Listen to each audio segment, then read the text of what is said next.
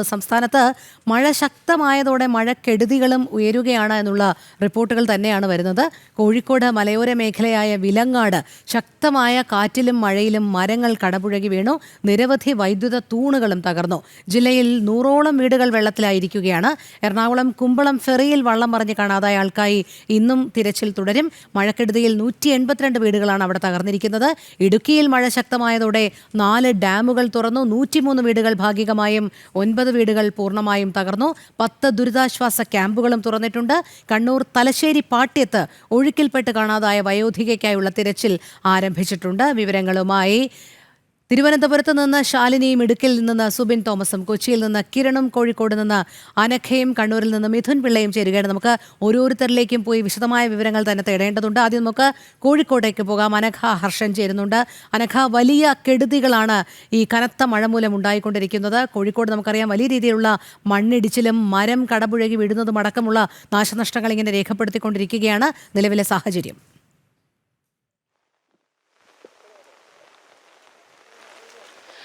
രോഹിണി, നിലവിൽ കോഴിക്കോട് രാവിലെ മുതൽ അതിശക്തമായ മഴ തുടരുകയാണ്.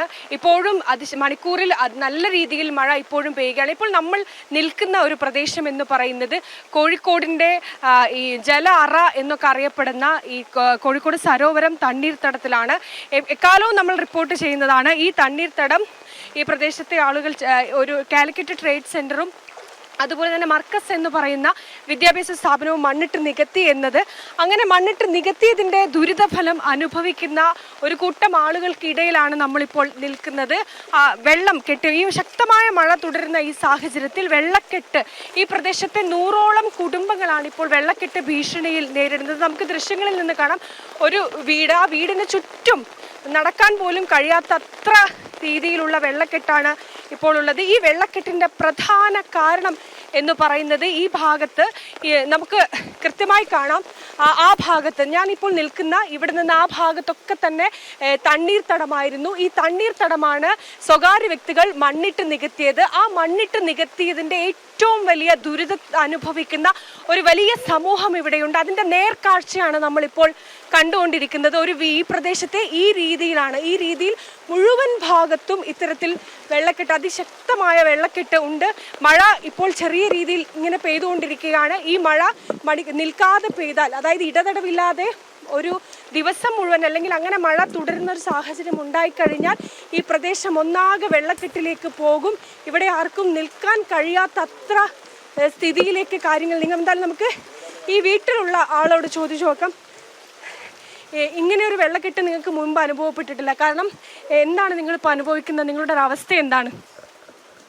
വെള്ളം തന്നെ ഇവിടെ നടക്കാൻ പറ്റിയ ചുറ്റും വെള്ളം. എന്തുകൊണ്ടാണ് ഇങ്ങനെ വെള്ളം? അത് ഇപ്പം ബ്ലോക്കായിട്ട് വെള്ളം കൊടുക്കുന്നില്ല. അതായത് രോഹിണി, ഇവർ പറയുന്ന അനുസരിച്ചാണെങ്കിൽ ഈ വീടിന്റെ അകത്ത് വരെ വെള്ളം കയറുന്ന ഒരു സാഹചര്യമുണ്ട്. എന്നാൽ ഈ പ്രദേശത്തുള്ള ആളുകൾ ഈ വീടിനകത്തേക്ക് ഒക്കെ തന്നെ വെള്ളം കയറുന്ന ഒരു സാഹചര്യമുണ്ട്. ഈ പ്രദേശത്തെ ആളുകൾ നമുക്കൊപ്പം ചേരുകയാണ്. ഇത് ഈ പ്രദേശത്തുള്ള ഏതെങ്കിലും ഒരു വീടിന്റെ അവസ്ഥയല്ല. ഈ ഭാഗത്ത് മുഴുവൻ വീടുകളുടെയും അവസ്ഥ ഇങ്ങനെയാണ്. എന്തായാലും ഇങ്ങനെ ഒരു വെള്ളക്കെട്ട് ഉണ്ടാകാനുള്ള ഒരു സാധ്യത അല്ല, എന്താണ് യഥാർത്ഥത്തിൽ? ഇങ്ങനെ മണ്ണിട്ടിട്ടാണ് വെള്ളക്കെട്ടുണ്ടായത്. ഇന്നലെയൊക്കെ നല്ലോണം വെള്ളം ഉണ്ടായിരുന്നു, ഇന്ന് വലിയതാണ്. മഴ ഇങ്ങനെ തുടർന്നു കഴിഞ്ഞാൽ നിങ്ങൾക്ക് ഇവിടെ നിന്ന് മാറിപ്പോണ്ട ആ രീതി മാറുന്നുണ്ട്, എല്ലാ ദിവസവും മാറുന്നുണ്ട്. അതായത് ഇവിടെ സ്വകാര്യ വ്യക്തികൾ മണ്ണിട്ട് നികത്തിയതുകൊണ്ടാണ്. അതുകൊണ്ട് തന്നെ മണ്ണിട്ട് നറ്റതിനെ കൊണ്ടാ. എത്ര വീടുകളുണ്ടാവും ഈ പ്രദേശത്ത്? എത്ര വീടുണ്ടാവും? 100ഓളം വീടുണ്ടാവും. അത് തന്നെയാണ് രോഹിണി. ഈ പ്രദേശത്ത് ഏകദേശം 100ഓളം വീടുകളുണ്ട്. ആ വീടുകളൊക്കെ തന്നെ വലിയ രീതിയിലുള്ള വെള്ളക്കെട്ട് ഭീഷണി നേരിട്ടുകൊണ്ടിരിക്കുകയാണ്. നമ്മൾ നേരത്തെ പറഞ്ഞ പോലെ കോഴിക്കോടിന്റെ ജല അറ എന്നൊക്കെ അറിയപ്പെടുന്ന പ്രദേശമാണ്. ആ പ്രദേശത്താണ് ഈ രീതിയിലുള്ള വെള്ളക്കെട്ട് അനുഭവപ്പെടുന്നത്. എല്ലാ കാലവും പറയുന്നതാണ്, നിരന്തരം നിങ്ങൾ ഈ പ്രകൃതി സംരക്ഷണ സമിതിയൊക്കെ തന്നെ പറയുന്ന ഒരു കാര്യമാണ്, ഈ സരോവരം പിന്നെ ഈ കോട്ടൂളി തണ്ണീർത്തടം മണ്ണിട്ട് നികത്തി എന്നതടക്കമുള്ള കാര്യം. അതിൻ്റെ ഏറ്റവും വലിയ ദുരിത കാഴ്ചയാണ് നമ്മളിപ്പോൾ കാണുന്നത്. എത്ര കുടുംബങ്ങളുണ്ട് ഈ പ്രദേശത്ത്? ഇവിടെ ഒരു 100 കുടുംബങ്ങളുണ്ട് ഈ റെസിഡൻസ്, കിഴക്കൻതിരുത്തി റെസിഡൻസ് എന്ന് പറഞ്ഞിട്ട്. ഈ 100 കുടുംബങ്ങളിൽ ചുരുക്കി പറഞ്ഞാൽ 50-60 അടുത്ത് കുടുംബങ്ങൾ ഇത് ശക്തമായി തന്നെ അനുഭവിക്കുന്നുണ്ട് ഈ വെള്ളക്കെട്ട്. കാരണം വെച്ചാൽ ഇത് ഈ നിങ്ങൾ ഈ കാണുന്നതിൻ്റെ തൊട്ടടുത്തുള്ള സ്ഥലം നല്ല താഴ്ചയുള്ള സ്ഥലങ്ങളായിരുന്നു. ഇതൊക്കെ നല്ല താഴ്ചയുള്ള വെള്ളക്കെട്ട് നിൽക്കാൻ പറ്റുന്ന സ്ഥലങ്ങളായിരുന്നു. പക്ഷേ ഈ വെള്ളക്കെട്ടൊക്കെ ഈ പറഞ്ഞ മർക്കസ്, അതുപോലെ തന്നെ ഈ കാലിക്കറ്റ് ട്രേഡ് സെൻ്ററിൻ്റെ ഉടമകൾ, ഇവർ ഈ മണ്ണിട്ട് നികത്തിയതിൻ്റെ അടിസ്ഥാനത്തിൽ ഈ പറഞ്ഞ പാവപ്പെട്ട ആൾക്കാരോട് വളരെ ബുദ്ധിമുട്ടാണ്. ഈ പറഞ്ഞ പല ആൾക്കാർക്കും അവർക്ക് ഹോസ്പിറ്റലിൽ പോകാനുള്ള സൗകര്യങ്ങളില്ല. ഇപ്പം നമ്മൾ ഈ നിൽക്കുന്ന വീട് തന്നെ ഇദ്ദേഹം ഒരു ആക്സിഡൻറ്റ് പറ്റിങ്ങായിട്ട് വളരെ ഗുരുതാവസ്ഥയിൽ കിടന്നൊരു സ്ഥിതിയാണ്. അദ്ദേഹത്തെ ഒരു ദിവസം ഇവിടുന്ന് ആൾക്കാർ എടുത്തുകൊണ്ടുപോയി വെള്ളത്തോടെ എടുത്തുകൊണ്ടായിട്ടാണ് റോട്ടിൽ എത്തിച്ചത്. ഇപ്പോഴും അദ്ദേഹത്തിന് പുറത്തേക്ക് ഇറങ്ങി നടക്കാനോ ജോലിക്ക് പോകാനോ വരുന്നില്ല. ഈ പറഞ്ഞ പ്രായപ്പെട്ട ആൾക്കാരൊക്കെ കൂലിപ്പണിയെടുത്ത് പോകുന്ന ആൾക്കാരാണ്. അവർക്ക് ജോലിക്ക് പോകാൻ പറ്റില്ല. വീട്ടിലുള്ള ഓരോ ബുദ്ധിമുട്ടായിട്ട് വീട്ടിൽ തന്നെ ഇരിക്കുകയാണ്. ചുരുക്കി പറഞ്ഞാൽ ഈ ഒരു മർക്കസ് ഇൻ്റർനാഷണൽ സ്കൂളും അതുപോലെ തന്നെ കാലിക്കറ്റ് ട്രേഡ് ചെയ്ത ഈ ദുരിതം കൊണ്ട് ജനങ്ങളാണ് ഇവിടെയുള്ള ഈ പറഞ്ഞ ജനങ്ങളാണ് ഇതിൽ കഷ്ടങ്ങൾ അനുഭവിക്കുന്നത്. അതിന് എന്തെങ്കിലും ഒരു പരിഹാര മാർഗ്ഗം ഈ ഗവൺമെൻറ് സ്വീകരിച്ചിട്ട് ഈ പറഞ്ഞ മണ്ണൊക്കെ എടുത്ത് മാറ്റിയിട്ട് ഈ പറയുന്ന സ്ഥലത്തുള്ള വെള്ളക്കെട്ട് മാറാനുള്ള സംവിധാനം ചെയ്യണമെന്നാണ് ഞങ്ങൾക്ക് പറയാനുള്ളത്. അത് തന്നെയാണ് രോഹിണി, ഇവർ ഇപ്പോൾ ഏറ്റവും അധികം പറയുന്ന ഒരു കാര്യം. ഈ കാലിക്കറ്റ് ട്രേഡ് സെന്ററും ഇവർ പറയുന്നത് പോലെ മർക്കസ് എന്നീ 2 സ്ഥാപനങ്ങളും ഈ കോട്ടൂളി തണ്ണീർത്തടത്തിന്റെ പല ഭാഗത്തും മണ്ണിട്ട് നികത്തി കഴിഞ്ഞിട്ടുണ്ട്. ആ നികത്തിയിട്ട ആ മണ്ണ് അവിടെ നിന്ന് എടുത്തു മാറ്റണം. അതാണ് ഈ പ്രദേശവാസികളുടെ ഒന്നടങ്കമുള്ള ആവശ്യം. അങ്ങനെ എടുത്തു മാറ്റി കഴിഞ്ഞാൽ മാത്രമാണ് തങ്ങൾ അനുഭവിക്കുന്ന ഈ ദുരിതത്തിനൊരു പരിഹാരം ഉണ്ടാകൂ എന്നാണ് പറയുന്നത് രോഹിണി. ശരി, കോഴിക്കോട് നിന്ന് അനഘ ഹർഷനാണ് തത്സമയ വിവരങ്ങൾ നൽകിയത്. നമ്മൾ നേരെ കണ്ണൂരിലേക്ക് പോവുകയാണ്. അവിടെ നിന്ന് മിഥുൻ പിള്ള ചേരുന്നു. മിഥുൻ, കണ്ണൂരിൽ കനത്ത നാശനഷ്ടമാണ് ഈ കനത്ത മഴ മൂലം ഉണ്ടായിരിക്കുന്നത് എന്നാണ് അറിയാൻ കഴിയുന്നത്. തലശ്ശേരി പാട്യത്ത് ഒരു വയോധികയെ ഒഴുക്കിൽപ്പെട്ടതായും അറിയാൻ കഴിയുന്നുണ്ടല്ലോ. അവർക്കായുള്ള തിരച്ചിൽ ആരംഭിച്ചിട്ടുണ്ടോ? രോഹിണി, കണ്ണൂർ ജില്ലയിൽ വിവിധയിടങ്ങളിൽ കനത്ത മഴയിൽ നാശനഷ്ടങ്ങൾ ഉണ്ടായിട്ടുണ്ട്.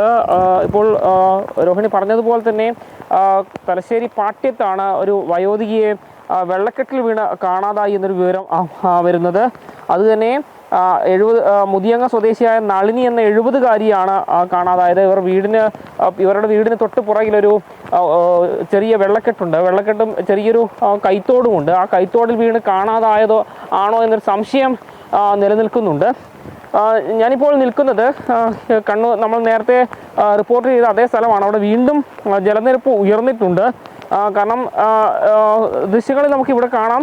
ഇവിടുത്തെ ഈ ആശങ്കപ്പെടുത്തുന്ന ഒരു സാഹചര്യത്തെ തുടർന്ന് ഇവിടെ വാഹനങ്ങൾ വരാതിരിക്കാൻ വേണ്ടി ഇവിടെ വലിയ റോഡിന് കുറുകെ ഒരു കയറ് കെട്ടിവെച്ചിട്ടുണ്ട്. കാരണം അത്രയധികം വെള്ളമാണ്. വാഹനങ്ങൾ അറിയാതെ എങ്ങാനും വന്ന് പെട്ടുപോയാൽ ഈ വെള്ളക്കെട്ടിൽ കുടുങ്ങി പിന്നീട് അങ്ങോട്ടോ ഇങ്ങോട്ടോ നീങ്ങാൻ സാധിക്കാത്ത രീതിയിലൊരു ബുദ്ധിമുട്ടിലേക്ക് കൊണ്ടുവന്ന് എത്തിക്കും.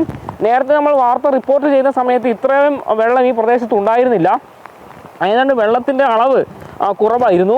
എന്നാൽ ഇപ്പോൾ വീണ്ടും ആ വെള്ളത്തിൻ്റെ അളവ് ഗണ്യമായി കൂടിക്കൊണ്ടിരിക്കുകയാണ്. ഈ പ്രദേശമാകെ വെള്ളത്തിൽ നിറയുന്നൊരു സാഹചര്യം, ഒരു ചെറിയ ഒഴുക്ക് കൂടി ഒരു പ്രദേശത്ത് ഇങ്ങനെ വന്നിട്ടുണ്ട് വെള്ളത്തിന്. നമുക്ക് ദൃശ്യങ്ങളിൽ കാണാം. ഈ ഒരു പ്രദേശത്തിന് അങ്ങോട്ട് നിരവധി വീടുകളുള്ളൊരു സ്ഥലമാണ്. പല വീടുകളിൽ നിന്നും ആളുകൾക്ക് പുറത്തിറങ്ങാൻ സാധിക്കാത്ത അവസ്ഥയുണ്ട്. മാത്രമല്ല ഈ വാഹനങ്ങൾ ഈ റോഡിലൂടെ ഓടിച്ചു പോകാൻ പറ്റാത്തൊരു സാഹചര്യം.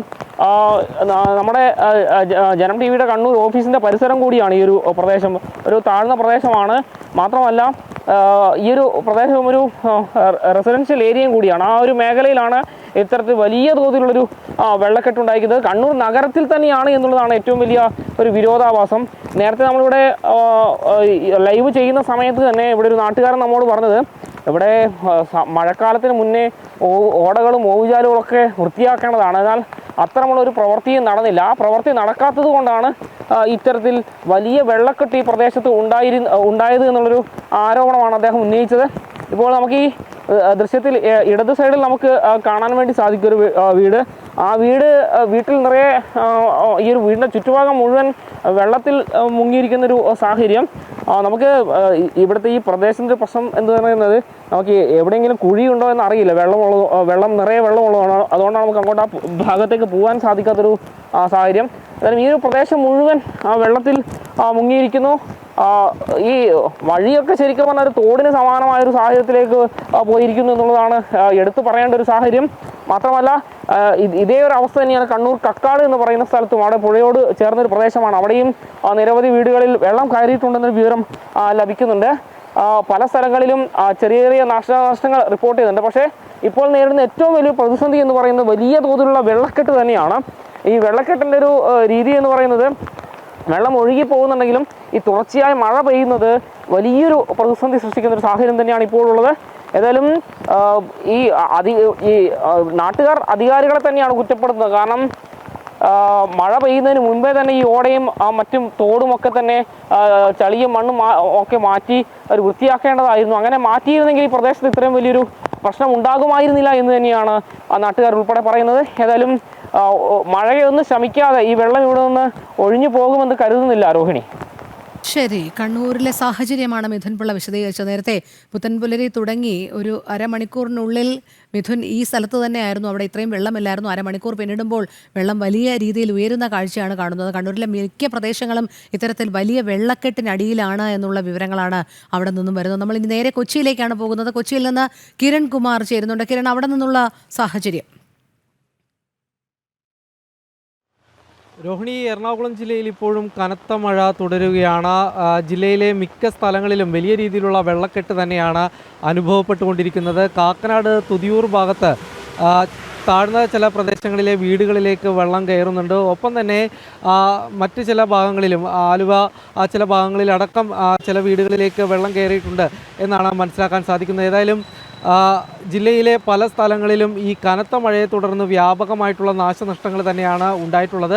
അങ്കമാലിയിൽ നേരത്തെ മരം കടപുഴകി വീണിരുന്നു. അല്പം മുമ്പാണ് അങ്കമാലി മധുരപ്പുരം പാലത്തിന് സമീപമുണ്ടായിരുന്ന വാഗമരം കടപുഴകി വീഴുകയും പ്രദേശത്ത് വലിയൊരു ഗതാഗത കുരുക്കിന് കാരണമാവുകയും ചെയ്തിരിക്കുന്നത്. ഇപ്പോൾ ഈ മരം മുറിച്ചു മാറ്റുന്നതിന് വേണ്ടിയുള്ള ശ്രമങ്ങളാണ് ഫയർഫോഴ്സ് നടത്തിക്കൊണ്ടിരിക്കുന്നത്. കൂടാതെ ജില്ലയിലെ ഈ കിഴക്കൻ മേഖലയിലും അതിശക്തമായ മഴ തുടരുകയാണ്. ഇവിടെ മൂവാറ്റുപുഴ ആറിലെ ജലനിരപ്പ് വാണിംഗ് ലെവല് കടന്ന് തുടരുകയാണ്. ഈ ഒരു സാഹചര്യത്തിൽ മൂവാറ്റുപുഴ ആറിൻ്റെ സമീപ പ്രദേശങ്ങളിൽ താമസിക്കുന്ന ആളുകൾ ജാഗ്രത പാലിക്കണമെന്നുള്ളൊരു നിർദ്ദേശമാണ് ജില്ലാ ഭരണകൂടം നൽകിയിരിക്കുന്നത്. കൂടാതെ ഈ കിഴക്കൻ മേഖലയിലേക്കുള്ള അനാവശ്യ യാത്രകൾ ഒഴിവാക്കണം എന്നുള്ള ഒരു നിർദ്ദേശവും നൽകിയിട്ടുണ്ട്. ജില്ലയിൽ ഓറഞ്ച് അലർട്ട് ആയതിനാൽ തന്നെ ഇന്ന് ജില്ലയിലെ പ്രൊഫഷണൽ കോളേജുകൾ അടക്കമുള്ള വിദ്യാഭ്യാസ സ്ഥാപനങ്ങൾക്ക് അവധി പ്രഖ്യാപിച്ചിട്ടുണ്ട്. തീരദേശ മേഖലയിലേക്ക് നോക്കിയാൽ ഈ പ്രദേശങ്ങളിലും ഇന്നലെ അടക്കം വ്യാപകമായിട്ടുള്ള കടൽക്ഷോഭമുണ്ടായിരുന്നു. ഈ വേലിയേറ്റം തുടങ്ങുന്ന ഒരു സമയത്തോടു കൂടി മാത്രമായിരിക്കും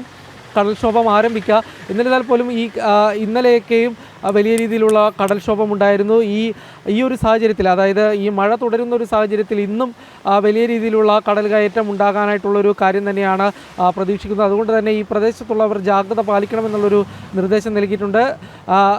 ഏതായാലും ജില്ലയിൽ ഇപ്പോൾ 360 ദുരിതാശ്വാസ ക്യാമ്പുകളാണ് ആരംഭിച്ചിരിക്കുന്നത്. ഒന്നും തന്നെ ആളുകളെ മാറ്റിപ്പാർപ്പിച്ചിട്ടില്ല. ഏതെങ്കിലും അടിയന്തര സാഹചര്യം ഉണ്ടെങ്കിൽ തന്നെ ആളുകളെ മാറ്റിപ്പാർപ്പിക്കുന്നതിന് വേണ്ടിയാണ് ഈ 360 ദുരിതാശ്വാസ ക്യാമ്പുകൾ സജ്ജീകരിച്ചിരിക്കുന്നത്. രോഹിണി. ശരി കിരൺ, നമുക്ക് ഇടുക്കിയിലെ സാഹചര്യം കൂടി പരിശോധിക്കാം. സുബിൻ തോമസ് ചേരുന്നുണ്ട്. സുബിൻ, ഇടുക്കിയിൽ റെഡ് അലേർട്ട് ആണുള്ളത്. അതിശക്തമായ മഴ തന്നെയാണോ നിലവിൽ പെയ്തിറങ്ങിക്കൊണ്ടിരിക്കുന്നത്?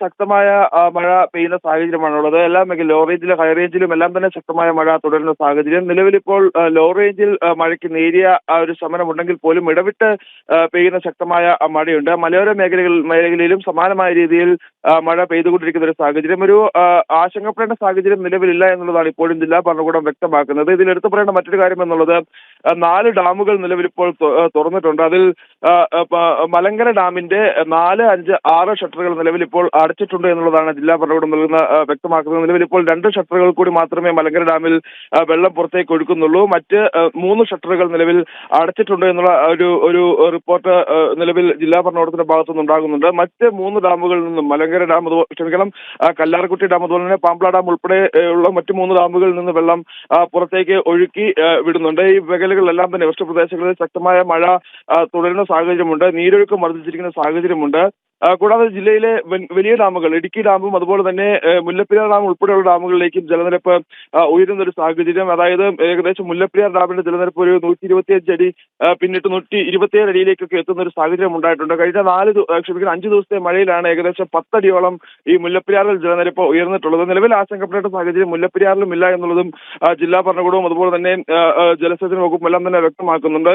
ഇതിൽ മഴ ശക്തമായി തന്നെ തുടരുന്നതാണ് ഈ നേരിയൊരു ആശങ്കയ്ക്ക് ആശങ്കയ്ക്കെങ്കിലും ഇടയാക്കിയിരിക്കുന്നത്. പല മേഖലകളിലും മണ്ണിടിഞ്ഞും അതുപോലെ തന്നെ മരം വീഴ്ചയും രൂക്ഷമായി കൊണ്ടിരിക്കുന്ന ഒരു സാഹചര്യമാണുള്ളത്. അതിന്റെ ഒരു ആശങ്ക മാത്രമാണ് നിലവിൽ ഇപ്പോൾ ഇടുക്കി ജില്ലയിലുള്ളത്. കൂടാതെ ഈ ഒരു അസാധാരണ മഴയാണ് ഇടുക്കി ജില്ലയിൽ കഴിഞ്ഞ 5 ദിവസങ്ങളിലായി പെയ്യുന്നത് എന്നുള്ളൊരു റിപ്പോർട്ട് ജില്ലാ ഭരണകൂടം നൽകിയിട്ടുണ്ട്. അതിന്റെ അടിസ്ഥാനത്തിൽ ഈ മേഖലകളിൽ, അതായത് മണ്ണിടിച്ചിൽ, ഉരുൾപൊട്ടൽ സാധ്യതയുള്ള മേഖലകളിൽ ഇപ്പോഴും അതീവ ജാഗ്രത തുടരുകയാണ്. ശരി, ഇടുക്കിയിലും ശക്തമായ മഴ എന്ന് തന്നെയാണ് സുബിൻ തോമസ് വ്യക്തമാക്കുന്നത്.